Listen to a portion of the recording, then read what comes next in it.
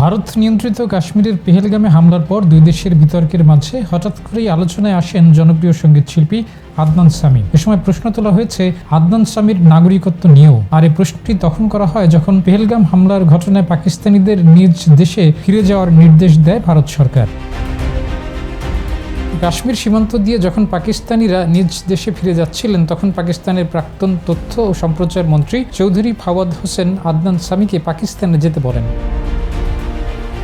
তবে ফাওয়াদ হোসেনের এ বক্তব্যকে ভালোভাবে নেননি আদনান সামি। আদনান সামিকে উল্লেখ করে ফাওয়াদ যখন লেখেন এবার আদনান সামির কি হবে, ঠিক তখনই পাল্টা উত্তরে গায়ক লিখেছেন, এই অশিক্ষিত বোকাকে কে বলবে। আদনান সামি একজন জনপ্রিয় গায়ক ও সুরকার। পাকিস্তানি বংশোদ্ভূত আদনান সামিকে 2015 সালের ডিসেম্বরে ভারতের নাগরিকত্ব দেওয়া হয়। আদনান সামির পিতা পাকিস্তানি আরশাদ সামি খান এবং মাতা ভারতীয় নওরিন খান। যমুনা ইলেকট্রনিক্স ঈদে ডাবল খুশি অফার সিজন 3, যে কোনো পণ্য কিনলেই পাচ্ছেন নিশ্চিত ঈদ উপহার। আদনান সামির জন্ম যুক্তরাজ্যের লন্ডনে 1971 সালের 15 আগস্ট। কিংস কলেজ লন্ডন থেকে স্নাতকোত্তর ডিগ্রি অর্জন করা আদনান সামির ভারতীয় শাস্ত্রীয় সঙ্গীতেও বেশ জনপ্রিয়তা রয়েছে।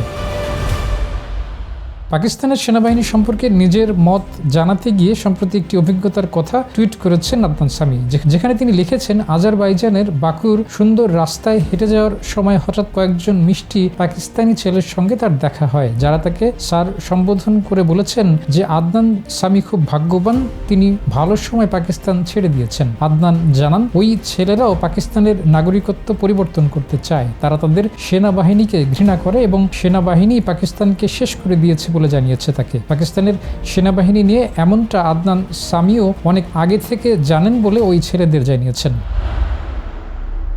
ভারত নিয়ন্ত্রিত কাশ্মীরের পেহেলগামে 22 এপ্রিল জঙ্গি হামলা হয়। ওই ঘটনায় 25 পর্যটক এবং একজন কাশ্মীরি নিহত হওয়ার পর পাকিস্তানের বিরুদ্ধে একের পর এক ব্যবস্থা নিতে দেখা গেছে ভারতকে। ভারতের বিরুদ্ধেও পাকিস্তান বেশ কিছু ব্যবস্থা নিয়েছে। এ ঘটনার পরই ভারত পাকিস্তান একে অন্যের নাগরিকদের নিজ দেশে ফেরত পাঠানো শুরু করে। ডেস্ক রিপোর্ট, জয় দিন।